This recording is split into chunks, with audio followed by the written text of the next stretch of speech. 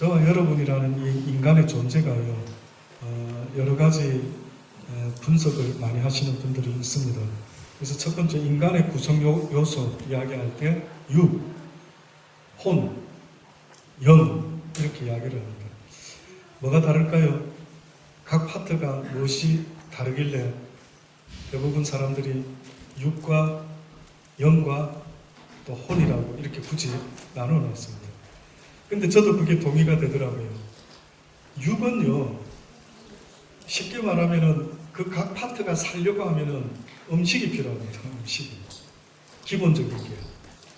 오늘 주영이는 비빔밥 맛있다고 3그릇 먹었답니다. 끝까지 그쪽 테이블 대표로 앉아서 3그릇 먹는 모습을 보고 잠깐 이야기를 나눴습니다만 좋아한대요. 비빔밥 좋아해서 더 먹을 수 있는데 배만 안 부르면 더 먹을 수 있는데 배가 불러서 어쩔 수 없이 안타깝게 3그릇밖에는 아마 못 먹을 것 같습니다. 여러분, 육은 살려고 하면은 육은 뭘 먹어야 됩니까?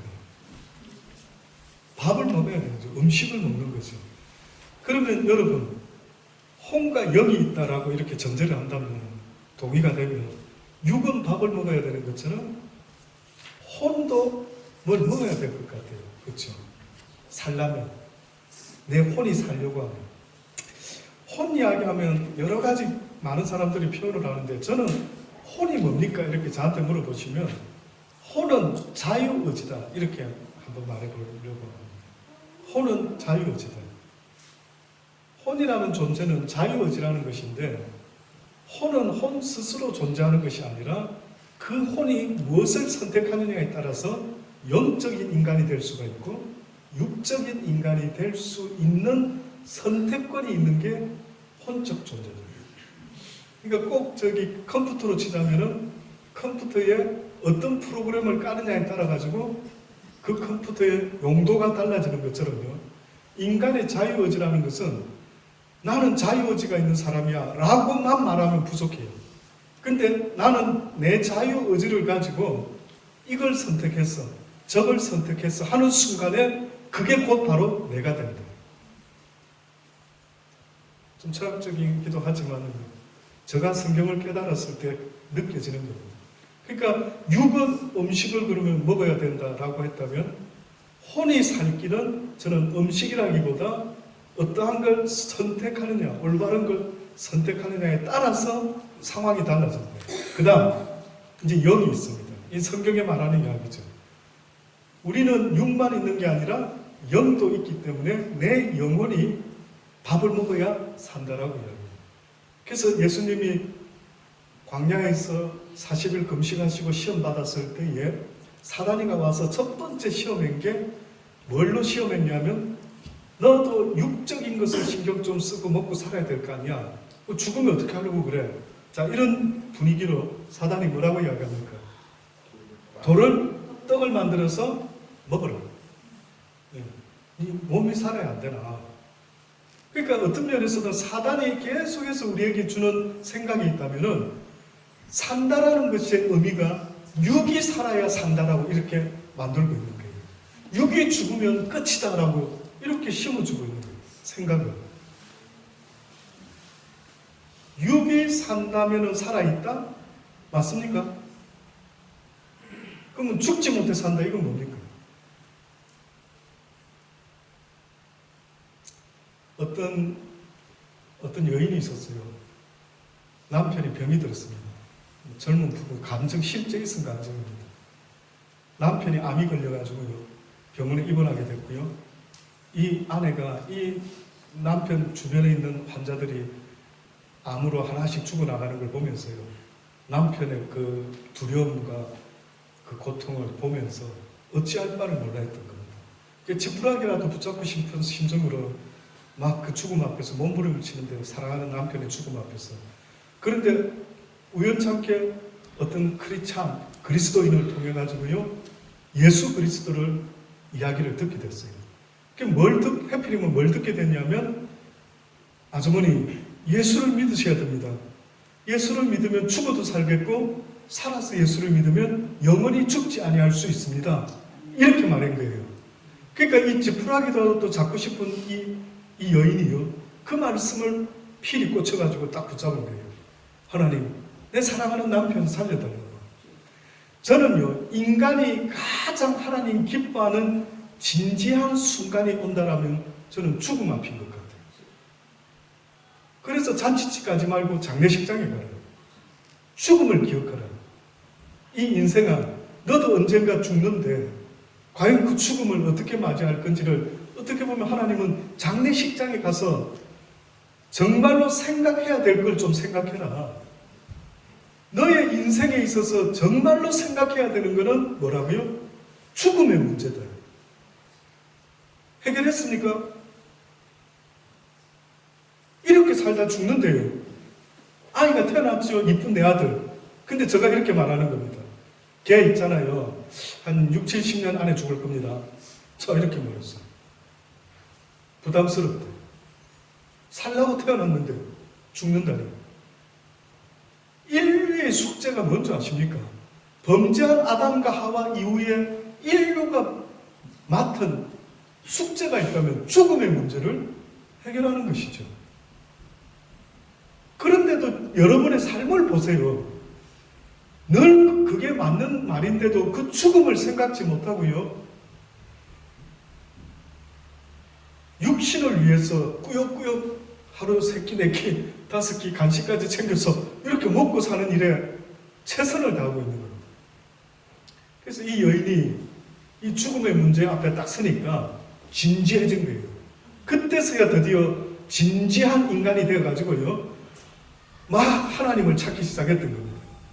저는 제가 하나님 입장이라 하더라도 인간이 하나님을 찾을 수 있는 유일한 은혜가 있다면 그거는 고난과 죽음의 은혜들. 안 그러면 듣지를 않는 거예요. 안 그러면 하나님을 찾지를 않는 거예요. 하나님의 딜레마인 것 같아요. 그래서 그 여인이요, 이제 사랑하는 남편이 암으로 죽어가니까 몸부림을 치는 겁니다. 그래서 드디어 예수 이야기 듣고 예수 믿으면 죽어도 살겠고 살아서 믿으면 영원히 죽지 않는다. 아멘. 붙잡고 내 남편 살려주세요 아버지 막 기도했어요. 근데 남편이 예수님의 이야기를 아내를 통해서 듣고요, 변화가 일어났답니다.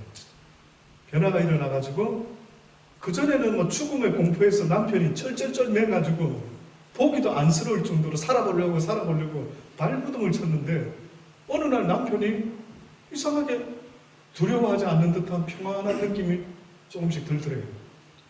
그래서 의외다. 그래도 감사하다. 아마 하나님이 살려주시려나? 근데 남편이요? 죽었습니다. 근데 죽는데 특징은 다른 환자들은 막 무서워하고 두려워하고 막 죽음 앞에서 몸부림쳤는데 자기 남편도 처음엔 그랬는데 언젠가 예수 이야기를 자기가 들은 걸 전해주고 남편한테 소망을 주고 힘을 내라고 하고 이러는데 남편이 어느 날 죽음을 맞이하는데 평안한 모습으로 맞이한 거예요. 근데 이 여인이요, 사랑하는 남편을 하나님이 데려가니까 열받은 거예요. 살려준다시면서요. 근데 어떻게 데려가셨습니까? 이렇게 돼가지고 그 여인이 태어나면 남편하고 교회 다녀야지 이렇게 했다가요, 장례식 딱 마치고 돌아오면서 어디 벤치에 앉아가 하염없이 눈물을 흘리면서 하나님을 원망한 겁니다. 거짓말쟁이 하나님, 왜 약속을 들어주잖아.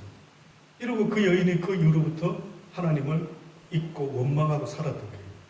그러다가 어느 날 세월이 흘러서 우연찮게 자기 동네에 있는 어느 교회를 들리게 됐다. 근데 해피링은 그날 그 목사님이 설교를 하는데 무슨 설교를 했느냐 하면은 그 목사님의 장모님이 돌아가신 설교를 이야기를 한 거예요. 그래서 자기 남편 생각이 떠올라서 눈물이 주르르 흐르고 있는데 갑자기 어디서 소리가 들리는데 나는 너와의 약속을 지켰건만 너는 어찌하여 나를 그렇게 원망하느냐. 그러니까 이분이 정신이 없는 거예요. 아니 이게 무슨 소리지? 아니 하나님이 나와의 약속을 지켰다고? 말도 안 돼. 내 남편 데려가놓고 무슨 약속을 지켰다는 거야? 그랬더니만 너무나 놀라운 깨달음을 얻은 겁니다. 그게 뭐였냐면은 하나님이 뭘 말씀했다라는 게 뭔가 했더니만요. 나는 너와의 약속을 지켰대. 네 남편을 내 나라에 영원히 살도록 내가 인도했대. 너는 어찌하여 이 땅의 삶이 리얼 라이프인 줄, 진짜 삶인 줄 그렇게 생각하느냐. 어리석도다. 너희들은 살아있는 것 같으나 실상은 다 죽은 자들. 언젠가 죽게끔 돼 있는 자들이다. 네가 실제 살았다 죽었다를 말하려고 하면은 죽어봐야 한다. 그래서 나는 네와의 약속을 지켜주기 위해서 네 남편을 내 나라에서 영원토록 살려줬는데 너는 어찌하여 이 땅에서 살려주지 않았기 때문에 하나님은 없다. 거짓말쟁이다. 왜 그렇게 말을 하느냐. 그러니 사랑하는 여러분, 저는 지금도 목사로서 전도자로서 안타까운 게 뭐냐면요. 리얼 라이프가 성경은 있다고 알려주는 거예요. 내 영혼의 라이프. 육은 죽으면 흙으로 돌아가지만 저와 여러분의 영혼은 죽지 않는데요. 그리고 그 영혼은 이 세상보다도 더 위대하게 지음을 받았기 때문에 그 어떤 것도 내 영혼을 만족시켜 줄 수 있는 게 세상에는 없다는 겁니다. 남편도, 아내도, 자식도, 돈도, 명예도, 권세도. 여러분, 돈 많으면 행복할 것 같죠? 돈이 안 많아봐서 잘 모르시니까. 돈 많으면 행복할. 제가 얼마 전에 또 우연찮게 어느 목사님 설교를 한번 쭉 들어보는데요. 그분이 최진실 씨 이야기를 또 하시더라고요. 오래됐는데. 우리 아시죠? 다들 한국에 아주. 그러니까 그분이 무슨 설교를 하고 있었냐면 최진실 씨 이야기를 하는데 왜 그 이쁜 배우가 왜 자살을 했느냐. 혹시 여러분 아십니까? 최진실 씨가 왜 자살했는지 그 이유를.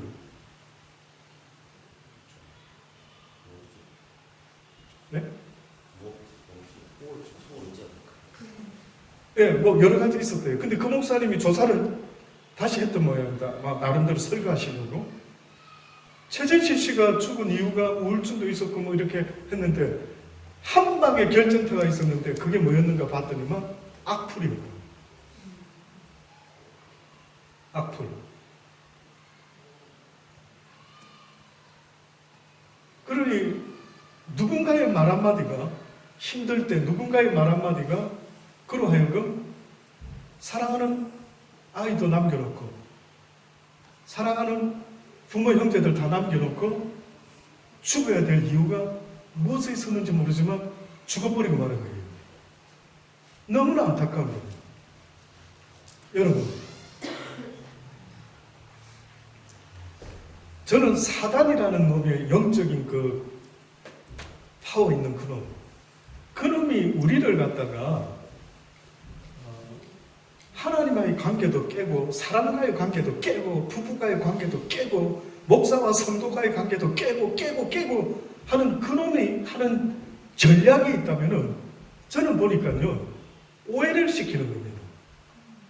손 하나 어떻게 보면 아주 최저 비용을 가지고 최대의 하나님으로부터 벌받도록 만들어내는 아주 놀라운 조금의 투자 가지고 엄청난 효과를 보는 것. 이게 바로 이간질인 것 같아요. 악플. 살아보셔서 아시죠? 우리 이런 거 많이 경험하지 않습니까? 인간관계에서. 근데 어느 날 어떤 사람이요, 막 고민이 좀 생겼어요. 그래가지고 교회 왔는데 예를 들어 인사를 할 때 보통 때는 그렇게 안 하는데 조금 표정이 좀 시무룩하게 했어요. 뭐 딴 생각이 많아가지고. 근데 인사를 한 상대편이요. 그걸 딱 보더니만 상상하기 시작해요. 저 사람 왜 나한테 저러지? 아, 기분 나쁜데. 그때 커피 한 잔 사달라는 거 안 사줘서 그러나? 뭐 이러면서 뭐 생각을 막 하기 시작하죠. 그런 적 없습니까? 솔직히. 솔직히 대답 좀 해주세요. 많죠. 인간관계에서 많죠. 그런 생각이 쑥 들어오면 여러분 어떻게 합니까? 그냥 갈 때까지 생각합니까? 그래 맞아. 그놈은 이제 앞으로 원수를 만들어야 돼. 그놈 나의 애놈이다. 나의 적이다. 그거 어디 가서 쓰러지면 내가 목을 꽉 밟아 눌려줘야 됩니다. 예를 들어 이 악한 생각까지 막 하기 시작합니다. 어때요 여러분? 그렇죠. 그런 일이 있죠. 저는 그렇게 되는 우리의 모습을 보고요. 사단이가 저 비용으로 하나님과의 관계, 사람과의 관계를 다 깨는 전략을 쓴다 할 때 아주 기가 막힌 전략을 쓰는 것 같아요.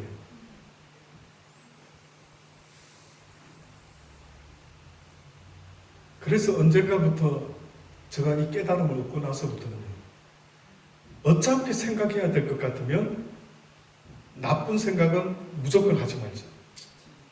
무조건 하지 마셔야 됩니다. 제가 불명예 주의 이름으로 지금 알려드립니다. 실제는 전혀 몰라요. 그 사람이 왜 그렇게 시무룩했는지. 그 사람도 어떻게 보면 아픈 사람이에요. 제가 볼 때에 까칠한 사람들 있죠. 대부분 상처 있는 사람들이다. 아픈 사람들이에요. 왜 육신의 병이 든 사람, 육신의 강도 만난 사람은 저와 여러분이 살아가다가 예루살렘 내려가다가 다친 강도 만난 사람, 그럼 지나가다가 어떻게 합니까? 불쌍해. 피 흘리고 있어. 이거 어떻게 하지? 이래서 피를 닦아주고 싸매주고 해서 주막에 데려가서 좀 도와달라고 이야기하죠. 혹시 여러분 육적인 우리의 모습이 있지만 어떤 모습도 있다고요? 영적인 모습이 있다고 그랬죠. 결국 성경이 말하는 건 우리가 지금 어떤 대문지를 입고 있다고? 영적인 상처를 입었다는 거예요. 모두가. 이 사단 때문에 하나님의 자녀들이 강도를 만난 거예요. 그러니까 여러분의 영혼이 언젠가부터 지금 상처를 입어가 아파가고 있는 거예요. 여러분은 아픈 사람이에요. 와닿지 않으신가? 여러분이 육은 안 아픈지 몰라도 영이 아픈 사람이 천지입니다. 영이 아파서 죽어가는 사람이 천지예요. 그러면 제가 말씀드려 볼게요. 영이 아픈 사람의 증상. 자, 예를 듭니다. 여러분이 웬만하면 IQ가 있으면 이해는 하실 거예요. 예를 들어서 손에 가시가 찔렸다. 그럼 건드리면 어때요? 아프죠. 안 건드리면 가시 같은 거는 안 건드리면 모르는데 건드리면 아픈 이런 가시도 있고, 가시가 아니라 크게 상처가 났어요. 여기는 어떻게 해야 돼요? 기부스를 하든지 연고를 발라서 붕대를 감든지 하겠죠. 여러분 영혼의 모습을 한번 상상을 떠올려보세요. 내가 지금 안 아프고 건강한 영인지, 하나님이 기뻐하는 원래의 하나님의 아들의 딸의 형상을 갖고 있는 영인지, 내 영혼아 평안하뇨? 내 영혼아 괜찮뇨? 스스로 왜 영혼을 신경 못 쓰지? 육은 그렇게 단장을 잘하면서 자기의 영혼이 지금 어떤 상태인가를 모르는 거예요. 그래서 저 같은 사람이 몸부림치는 것은 성경을 통해서 여러분의 내면의 모습을 알려주고 싶은 거예요. 상처받은 여러분의 모습, 그래서 지금도 치료도 못 받고 있는 장애자가 되어서 살아가고 있는 모습들, 이걸 알려주고 싶은 거예요. 거울이 있기 때문에 거울로는 육의 모습은 보지만 우리의 영을 볼 수 없기 때문에 하나님께서 날마다 말씀하는 게 이 말씀을 통해 네 영혼의 모습을 보아라는 거예요. 네 상태를 좀 보아라고. 자, 그러면 병든 영혼, 이제 여러분에게 한번 제가 질문해 볼게요. 그렇다면 병든 영혼, 아픈 영혼은 어떤 증상이 일어날까요? 영혼에 대해서 생각 안 해고 하나님과의 관계, 인간과의 관계를 볼 때 그 인간과의 관계라는 건 그 영혼과의 관계인데, 이 사람 저렇고 저 사람 저렇고 왜 저렇지 저렇지 이러지만 문제는 그 영혼의 어떤 상태가 문제가 있는 거죠. 자, 다시 한번요. 여러분 볼 때 아픈 영혼은 어떨 것 같아요? 부정적인 게 있을 것 같고, 피하기도 하고, 사람을 피하기도 하고, 네? 미워하기도 하고, 교만하고 예? 예배도 싫고 뭐 하나님도 싫고 예 병이 든 증상은요 이런 여러 가지가 나타나는데 가장 큰 한마디로 말을 하면은요 몸이 어디가 아프면 쉽게 말하면 불편해요. 그렇죠? 불편해요. 그리고 영이 아프면은 한마디로 불편한데 한마디로 말하면 뭐가 없느냐? 평안이 없어요. 평안이 없다라는 말은 걱정과 근심이 이건 제 이야기 아닙니다. 성경 읽어보십시오. 알려드릴게요. 근심과 걱정이 있대요. 평안이 없는 사람은. 그러니까 여러분이 지금 정상이 아니다. 내가 지금 정상적인 영혼이 아니구나. 이걸 어떻게 알 수 있느냐고요? 여러분의 마음에 평안이 없다면 지금은 문제가 있는 거예요. 한번 옆에 얼굴 좀 보세요. 평안한지. 이렇게 물어보세요. 평안하뇨? 평안하뇨?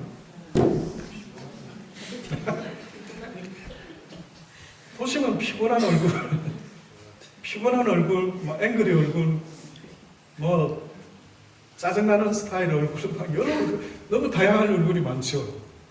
근데 다른 생김새는 간두고요. 평안한지를 봐야 됩니다. 그 심령이.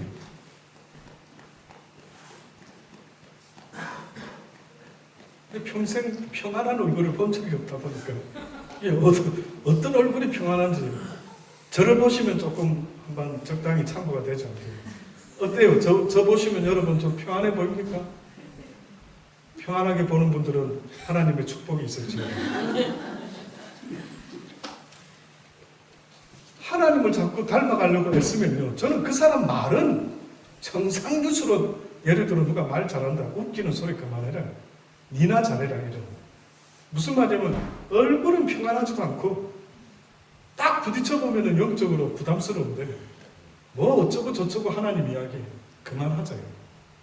그만 외식적으로 살자요. 스스로 속이는 것도 그만하자요. 그러니까 하나님은 이런 우리의 모습을 실상을 가르쳐 주려고 계속 말씀하시는데 그 답을 이제 풀기 위해서 이제 알려주는 거예요.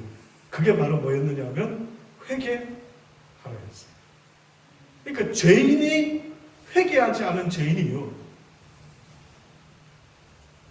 아무리 돈이 많고 뭐가 많아도 무엇이 없다 하냐면 평안이 없는 거예요. 최진실 씨도 평안이 없었기 때문에 결국은 그의 인생이 뭐 그렇게 쫓겼는지 몰라도 죽음이라는 극단적인 선택을 해버린 겁니다.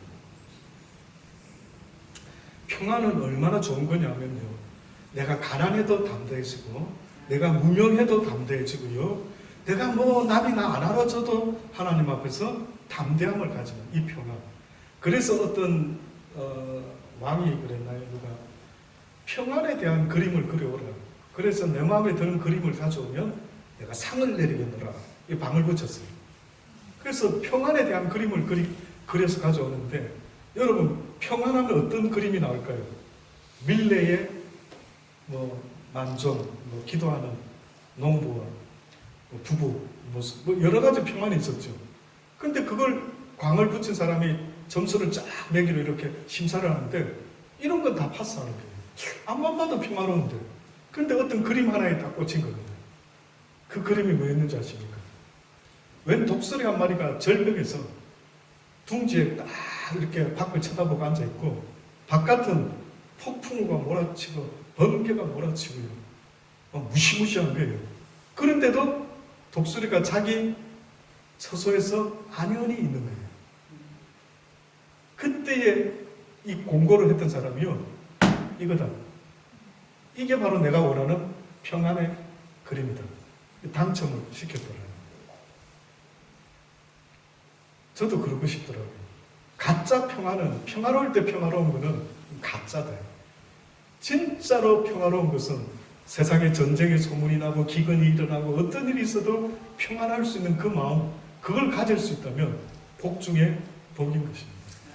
근데 이 좋은 복을 얻고 싶은데 이것은 아무나에게 주는 것이 아니라 하나님의 계명에 준행하는 자에게 준다라는 거예요. 이걸 예수님은 이렇게 표현한 겁니다. 사단이가 돌로 떡을 만들어 먹으라고 했더니만 예수님이 뭐라 말씀했죠? 사람이 떡으로만 사는 것이 아니요 여호와의 입에서 나오는 모든 말씀으로 사는 것이에요.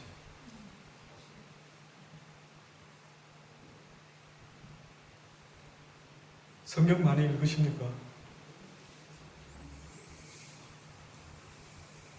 많이 읽으시죠?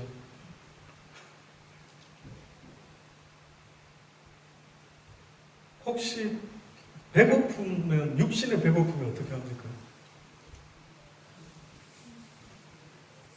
육신에 배고프면은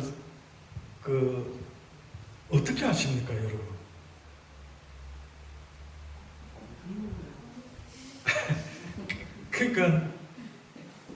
그러니까 밥 먹지 않아도 되는데 먹고 싶은 생각이 드는 때가 오면은 그거는 어떤 타임이죠? 간식. 예, 간식 타임도 되고. 그러니까 제가 여쭤보고 싶은 거는 놀랍지 않느냐 이거예요.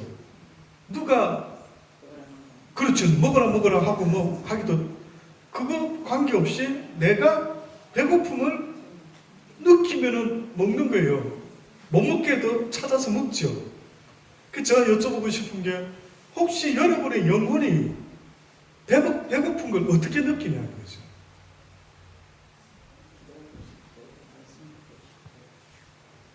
예, 기도하고 싶고 말씀 보고 싶고 막 그 깨어 있는 분들이죠. 진짜 은혜죠. 짜증나고 화나고 열받고. 그렇죠. 그러니까 예를 들어서 어머 밥 먹어야 되겠다 싶은 때가 오면은 우리 애들 밥 빨리 안 해가지고 엄마들한테 뭐랍니까 우리?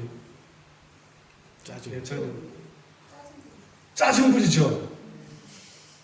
애가 막 인상을 써가면서 엄마 빨리 허리야 빨리 막 이렇게 안 해주면 그치요. 잡아먹을 듯이 빨리 해내라고 막 하죠. 그러니까 영적인 밥을 만약에 못 먹는 아이들, 그럼 걔네들은 또 어떤 증상이 일어날까 한번 생각을 해보시라는 거예요. 화를 내고요. 말을 안 듣고요. 이상하다. 왜 쟤가 저러지? 이 모든 근본적인 원인은요, 여호와의 말씀이 없기 때문입니다. 그래서 이 백성이 망하는 것은 여호와를 아는 지식이 없기 때문에 망해가고 있다라고 안타깝게 하나님 말씀하고 있어요. 나라도 그렇지만 저와 여러분 개인도요, 어떤 인간은 자꾸 죽어가는 인간이 있어요. 아내가 있어도 남편이 있어도 자식이 있어도 돈이 있어도 명예가 있어도 어떤 것이 있어도요, 그 영혼이 만족을 얻지를 못하는 거예요. 만족, 평안, 피스하지를 못하는 거예요. 늘 목마른 거예요. 그래서 하나님의 사람들은 뿐만 아니라 이 땅의 모든 인간들은요, 여호와의 말씀을 알지 못하면은 어떤 것으로도 채울 길이 없게끔 되어 있다. 이것이 바로 하나님의 형상을 따라 지음받은 저와 여러분의 실제의 영의 모습입니다. 자, 인간관계 이야기를 제가 아침부터 이야기를 해드렸습니다. 이런 이야기가 있습니다. 저는 여러분이 오늘 이런 이야기 들으시면서요, 하나님과의 관계가, 나와의 관계가 어떤 관계인지, 나를 이 세상에서 누가 가장 사랑해주는 분인지, 이것을 가슴에 깊이 새길 수 있는 귀한 시간이 되기를 바랍니다. 어떤 아버지한테 5 아들이 있었답니다. 근데 한 아들이요, 유난히 몸이 좀 약했답니다. 그래서 이 아버지가 어떤 생각을 하시다가 어떤 계획을 세웠냐면은 아들들을 불러가지고 아들들한테 나무 한 그릇 묘목을 주었답니다. 그래서 묘목을 주면서 뭐라고 했느냐면, 아들들아, 너희들이 이 묘목을 잘 키워서, 누가 잘 키울지 모르겠지만 잘 키우는 아들한테는 아빠가 깜짝 놀랄 서프라이즈를 한다는 상을 줄 것이다. 이렇게 상품을 내걸고 아들들한테 묘목을 줬답니다. 그래가지고 한 1년이 지날 즈음에 이제 각자 키운 나무들을 이제 아버지가 순찰을 하면서 이렇게 봤습니다. 그때 보니까 어떤 한 아들의 나무가 굉장히 잘 자라 있는 거예요. 그 어떤 아들의 나무가 잘 자라 있었냐면 유독 5 아들 중에 몸이 가장 약한 아들이 있었던 거예요. 근데 이 아들께 굉장히 잘 자란 거예요. 그래서 이 아버지 마음입니다, 여러분. 아버지 마음. 저는 여러분이 하나님이 눈에 안 보이니까요. 그 하나님의 마음이 좀 전달이 되면 좋은데 이걸 너무 잊고 살 때가 너무 많으니까요. 그래서 오늘 이 시간만큼은 나의 하나님의 마음이 이분보다 더하면 더하지 덜하지는 않은데, 그래서 이 아버지 마음을 지금 말하는 겁니다. 이 아버지가 사실은 이 계획을 세운 것은 이 약한 아들 하나를 세우기 위해서 이 계획을 세운 것 같아요. 그래서 이제 쭉 1년쯤 지나고 나서 보니까 가장 몸이 약한 아들의 나무가 가장 크게 자란 거예요. 그래서 아빠가 막 기뻐하면서 야 아들아 너는 분명히 아마 세상에서 가장 훌륭한 식물학자가 될 수도 있을 것 같다 이러면서 칭찬을 해주고 이제 상을 줬다라는 겁니다. 그러니까 이 아들이요, 아, 진짜 신기하네. 어떻게 내 나무만 이렇게 형들 거보다 잘 자랐지? 이래서 그 다음날 더 이제 힘을 얻어가지고 내가 물을 또 주고 이렇게 더 잘 가꿔야 되겠다 하고 갔답니다, 물 주러. 근데 새벽에 일찍 간 것 같은데 누가 더 일찍 나와가지고 자기 나무에다가 물을 주고 있더라고요. 누구였겠습니까? 아버지였던 겁니다. 그때서 이 허약한 아들이요 깨달았던 것입니다. 아버지가 자기를 위하여 이런 계획을 세웠구나. 그래서 그 사람이 유명한 식물학자는 못 됐는데 미국의 32대 대통령이 됐습니다. 바로 그 사람이 프랭클린 루즈벨트라는 대통령이었다는데, 결국 보면은 이런 부모 밑에 이런 아들이 나오는 것 같아요. 이런 부모 밑에 쉽지 않습니다. 분명히 쉽지는 않습니다.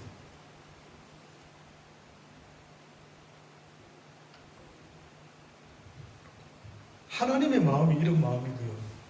저는 여러분도 언젠가 아들이었던 때가 있었죠.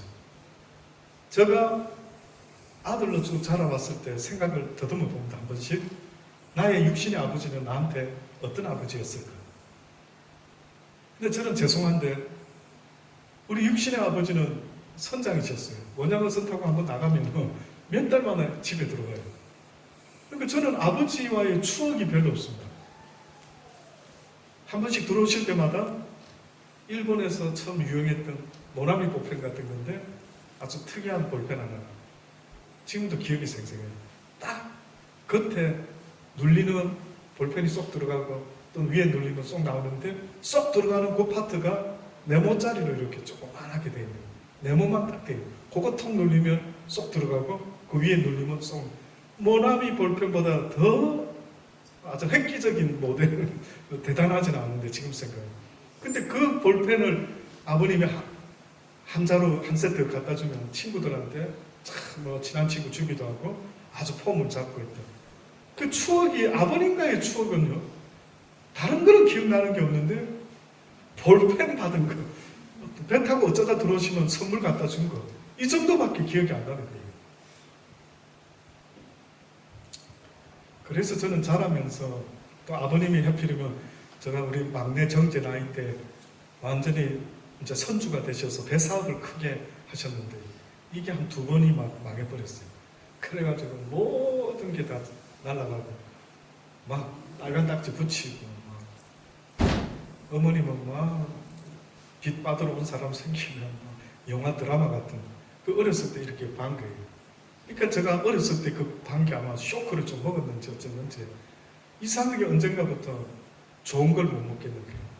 그래서 세일하는 거, 그래서 싸고 마시는 거, 뭐 이런 식의 걸, 그게 지금까지도 안 없어지고 있는 거예요. 아마 그래서 저는 아들 되었을 때의 아버지라는 분을 생각하면 저는 떠오르는 게 죄송한데 하나도 없어요.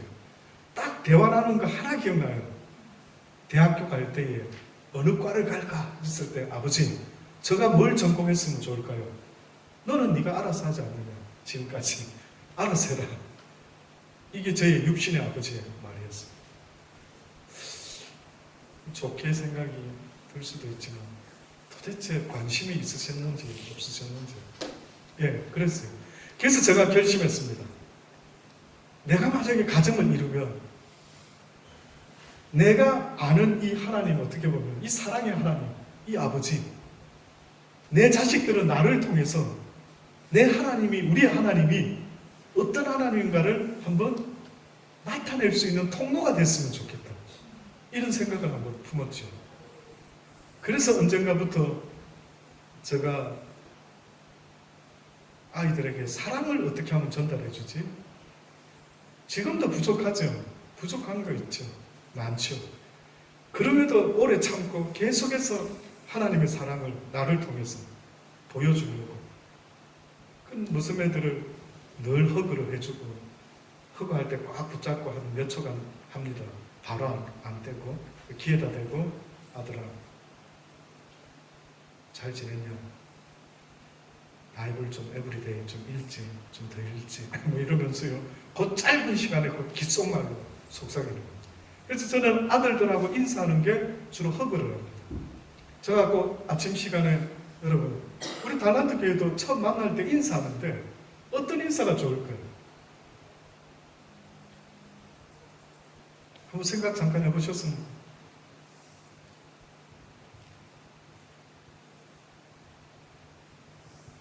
악수, 뭐 두 손으로 악수하기, 아니면 허그하기. 어떤 게 좀 친근감이 있을까요?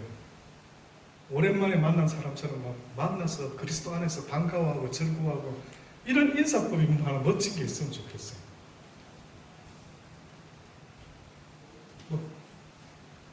다음 주까지 숙제를 한번 드릴까요?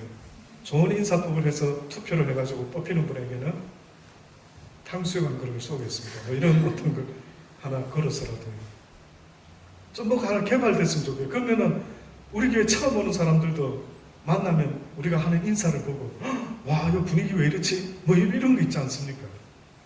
저는 중요하다고 봅니다. 저는 여러분의 자녀들을요 인사 잘하는 아이들로만 키워내도 하나님의 영광을 나타내기에 아주 큰 무기가 될 수가 있다.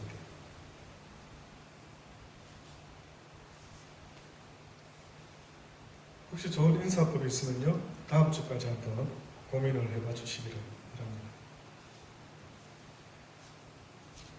오늘 결론적으로요 읽었던 말씀입니다. 관계 이야기를 제가 계속하면서요 묵상을 했습니다. 근데 자꾸만 이 말씀이 떠오르는 거예요. 관계를 생각하고 있는데 지난주에 갑자기 관계를 생각하고 있는데 이런 생각이 제가 아는 이 말씀이 자꾸 떠오르는 거예요. 그게 바로 마태복음 10장에 오늘 읽었던 말씀입니다. 너희를 영접하는 자는 나를 영접하는 것이다. 주의 제자들에게, 주의 사도들에게, 주의 백성들에게 너희를 영접하는 자는 나를 영접하는 것이다. 나를 영접하는 자는 나 보내신 이를 영접하는 것, 곧 하나님을 영접하는 것이다. 잘 생각해 보세요. 하나님과의 관계를 세워나가기 위해서 첫 번째로 변화된 사람의 모습은 곧 예수를 영접하는 자는 하나님을 영접하는 것이요. 더 나아가서 지금부터 설명합니다. 선지자의 이름으로 선지자를 영접하는 자는 선지자의 상을 받을 것이요. 이게 첫 번째입니다. 자, 보니까요. 선지자의 이름으로 선지자를 영접하는 자는 선지자의 상을 받게 된다. 그러면 첫 번째 선지자의 이름으로가 무슨 뜻일까요? 우리가 예수 이름으로 기도를 하죠. 기도를 할 때 예수 이름으로 기도를 합니다. 근데 지금 여기 보니까 선지자의 이름으로 선지자를 영접하는 자는, 그러면 앞에 선지자와 두 번째 선지자가 있는데 진짜 선지자는 누굽니까? 뒤에 나오는 사람입니까? 앞에 나오는 사람입니까? 뒤에 나오는 사람이죠. 그러면 앞에 있는 사람은 어떤 상태입니까? 선지자는 아닌데 선지자의 이름으로. 자, 빨리 설명 한번 해보세요. 그게 무슨 뜻이죠? 선지자의 이름으로?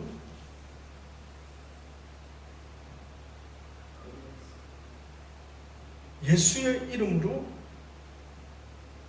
명하노니 악한 사람아 뒤로 물러가라. 뭐 이렇게 했습니다. 선지자의 이름으로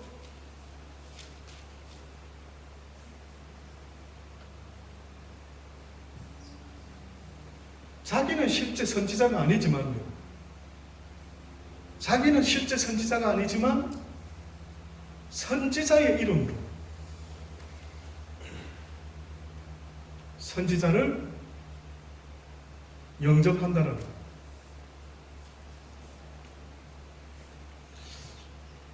여러분은 예수가 아니죠. 맞습니까?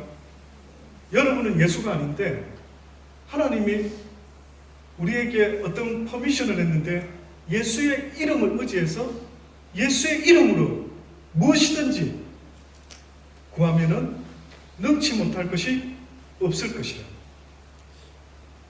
결국은 예수의 이름이 내 것이 되려고 하면은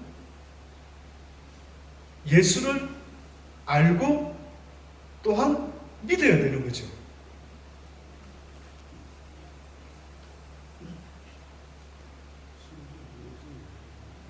분위기가 이렇게 해서 이런 고민은 안 해보셨는지 모르겠습니다. 저는 옛날에 이걸 읽을 때마다 부담스럽다. 이게 무슨 뜻이지? 선지자는 아닌데 선지자의 이름으로 쉽게 말하면은요, 저와 여러분은 실제는 선지자가 아니에요. 실제는 예수가 아니죠. 그죠? 네. 그런데 우리가 그분이 어떤 분이라는 걸 믿고 그분의 자녀가 된 권세를 얻었다는 거죠. 그래서 이것을요, 쉽게 말하면, 다시 말하면은 하나님을 통해서 선지자의 삶을 살아야 된다 라고 한다면, 또다시 말해볼게요. 여러분, 아까 전에 제가 아침에 시간상 다른 말을 못했지만 성경에 선지자가 나오죠. 그럼 그 선지자는 어떤 자들이냐? 구약 성경에 보면 선지자를 가리키는 용어들이 있어요. 그 몇 가지가 있는데, 첫 번째 하나님의 사람이라는 용어가 Man of God, 열왕기상 17장에 있습니다. 그 다음에 또 이런 게 있습니다. A holy man of God, 하나님의 거룩한 사람. 이거 전부 다 선지자를 말할 때 썼던 열왕기하 4장 9절에, 또 왕상에서는 아예 프로펫라고 하는 선지자 있고요. 호세아서 9장 7절에 신에 감동하는 자, 인스피릿 맨이라는 선견자, 씨어, 보는 자, 사무엘상 9장 9절에서 11절에 보면, 나중에 선견자는 잘 쓰지 않고요, 선지자로 다 통일이 됐죠.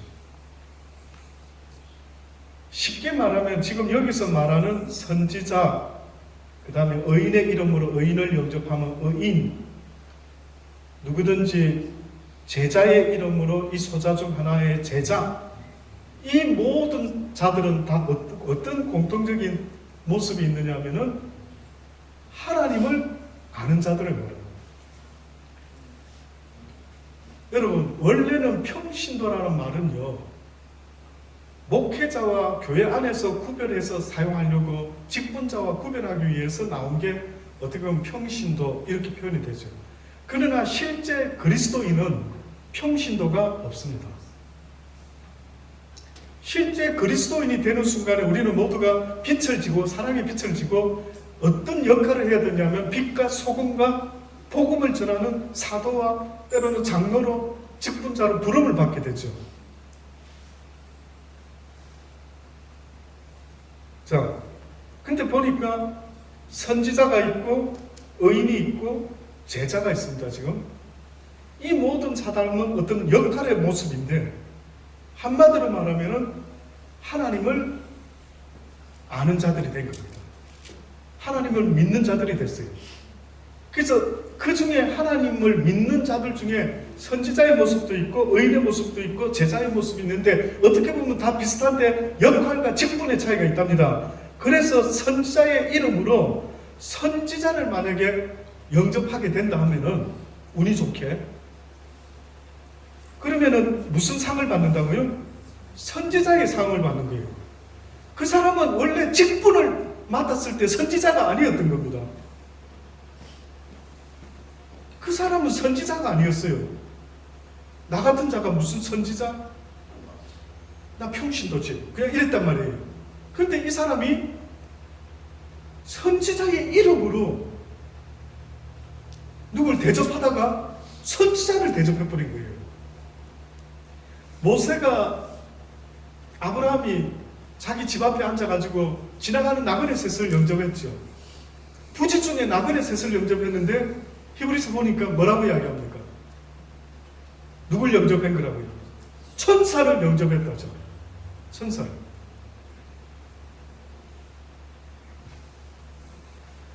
그런데 지금 말씀하는 거예요. 선지자의 이름으로 믿는 자의 어떤 모습 속에서 선지자적인 이름을 가지고 어떤 역할을 가지고 실제는 아니라 할지라도 선지자를 영접했더니만 이 사람이 선지자가 받는 상을 받게 됐더라고요.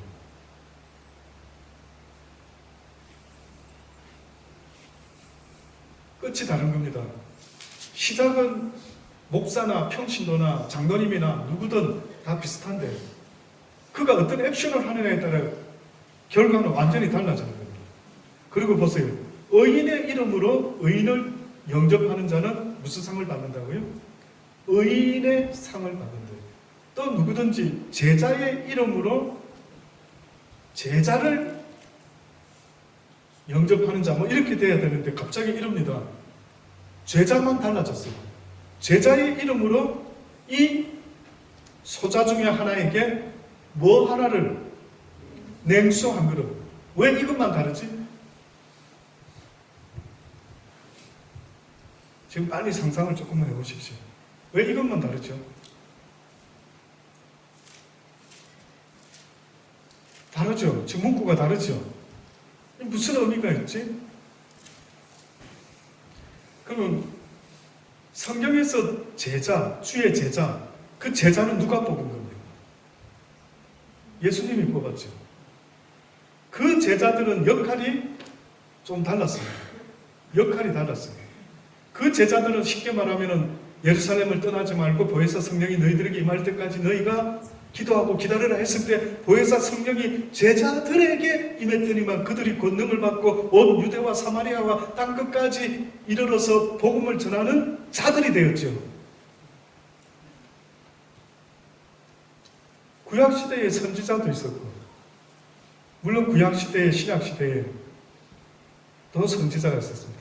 선지자로 이야기할 때 말라기 선지자로 끝으로 구약이 끝났었죠. 400여 년이 흘러가지고 누가 새로운 선지자가 등장하는데 그게 바로 누구였습니까? 세례 요한이었죠.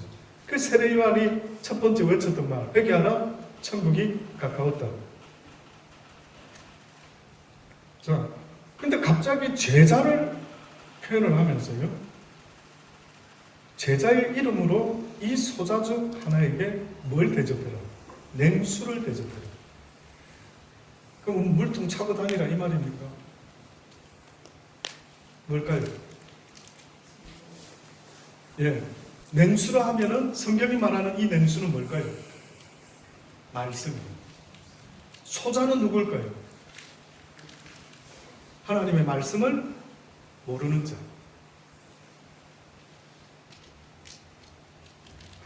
하나님의 말씀을 모르는 사람은 성경에서는 작은 자라, 불쌍한 자, 안타까운 자, 하나님을 알지 못하다니.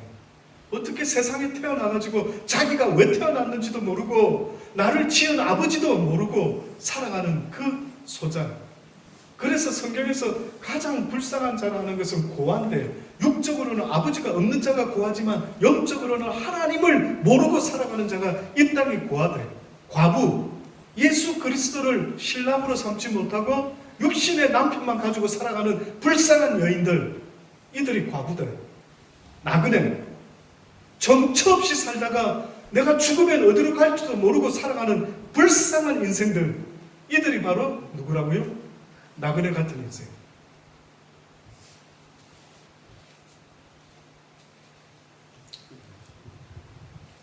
소자 중 하나에게 냉수 한 그릇이라도 주는 자는 내가 진실로 너희에게 이르노니 그 사람이 결단코 상을 잃지 아니하리라.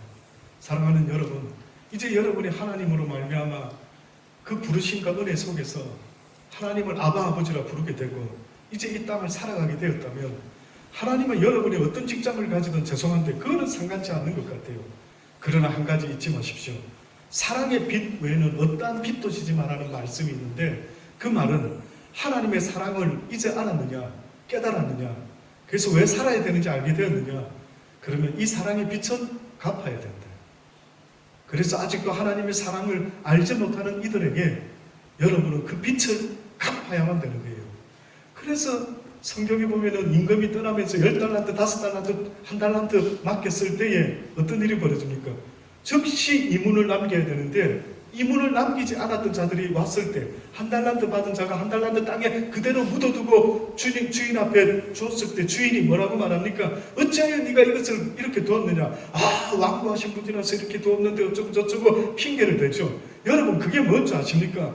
여러분이 예수 믿었다고 하는 그 순간부터 무슨 11조 해야 되고 뭐 구제헌금 해야 되고 선교헌금 해야 되고 이런 어떠한 빛을 진 무슨 채무자의 모습이 아니라 이 예수를 모르는 이에게 전해줘야만 되는 그 책임과 의무가 생기는 겁니다.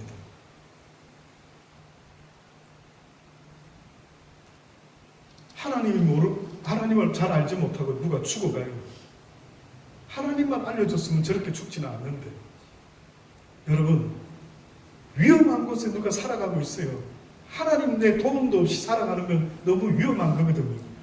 그런 사람이 있으면 그들에게 하나님이 살아계심을 알려줘야 된대요. 다급하게. 아들아, 거기서 놀면 안 돼. 위험해. 거기서 놀다가 다쳐. 이렇게 알려줄 수가 있어요. 저는 여러분이 사람을 낳는 어부가 될 수 있기를 간절히 바랍니다. 저와 여러분의 최종적인 영적인 자아, 하나님이 우리에게 맡겨주신 자학이 있다면요, 여러분이 뭐 이 땅에서 타일을 하든 어떤 뭐 비즈니스를 하든 무슨 장사를 하든 뭐든 하든 여러분 잊지 마세요. 그 모든 걸 통해서 사람을 낳는 어부가 될 수가 있어야 될 것입니다. 그래서 언젠가 아버지 앞에 섰을 때 너는 네 몸뚱아리 하나만 가지고 왔느냐? 그렇지 않으면 이 하나님의 사랑을 알려주려고 틈만 나면 사람들 만나면 주책이라는 소리를 들어가면서도 그 하나님의 사랑을 전해주는, 저는 지금도 여러분 스스로 돌아보세요. 하나님이 그래 좋으면 가만히 있을 수가 없는 겁니다. 수가성 여자 보세요. 예수님하고 대화를 하는데, 영적인 대화를 하는데 이 여자가 말귀를 못 알아듣는 거예요. 그게 예수님이 답답하시가 네 남편 좀 데려와라. 갑자기 주제를 바꿔버렸죠. 참 답답하다 이 여인아. 나 남편 없는데. 그래, 네 말 맞네. 이때까지 남편이 어쩌고 저쩌고 5이나 있었는데 어머나 선지자시네. 어머, 어떻게 쪽집기같이 그렇게 아시나이까. 그때서야 뭔가. 그러고 나더니만 뭐랍니까? 낮에 물을 기르러 온 여자, 마을 사람들이 없을 때 물 살짝 길러가는 조금 부끄러운 여인. 근데 그 여인이 갑자기 예수님 만나고 나서 어떻게 합니까? 마을 사람들이 보시오. 내가 누굴 만났는데 예수님이래. 여러분이 진짜로 하나님을 경험했으면요, 죄송한데 누구 예수 모르는 사람 만나면 주제가 확 달라져야 되는 겁니다. 뭐 예수 믿는 사람 만나도 그렇지만 예수 이야기를 해줘야 되는 거예요. 나를 통해서 내 입술에 내가 도구가 되어서 오늘 이 시간에는 저가 하지만 여러분이 만나는 사람 있잖아요. 저가 못 만나는 사람들, 그 사람들은 여러분이 어떻게 해야 됩니까? 여러분의 입술이 도구가 되어 그들에게 복음을 전해주는 자가 되어야 되는 겁니다. 그래서 하나님이 나중에 보시는 거예요. 네가 과연 몇 달란트 남겼는지 보자. 네 인생의 열매를 좀 보자. 하나님이 보기를 원하는 열매는 내 인생에 돈을 얼마나 많이 모았는가가 아니라 네가 얼마나 많은 소자에게 복음을 전했느냐. 네가 내 제자라면서, 네가 나를 믿는다면서, 그거 말고 가치가 없답니다, 여러분. 조금이라도 시간 있을 때에 여러분 주변에 예수를 모르고 화내고 상처받아가지고 죽어가는 영혼들 좀 보십시오. 살아있는 것 같으나 실상은 징글징글한, 독을 품고 화를 내고, 저게 사람일까요? 어떻게 사람이 저렇게 메말라 보일까요? 어떻게 사람이 저런 모습으로 하고 살아가고 있을까요? 가끔씩 저는 주변에 그런 향기를 느낍니다. 무슨 냄새가, 어느 때는 인간적으로 어느 얼굴에 그냥 막 평안한 모습은 한 군데도 볼 수 없고, 왜 살까? 왜 살까 싶을 정도로 원망과 저주와 막 누가 건드리면 막 그럴 것 같아요. 그들에게, 그 아파서 신음하는 그들에게 여러분이 이 복된 복음을 전해줄 수 있게 되는 그런 사랑을 나누는 어부의 삶이 되기를 간절히 주의 이름으로 축원합니다. 예, 기도하십시다.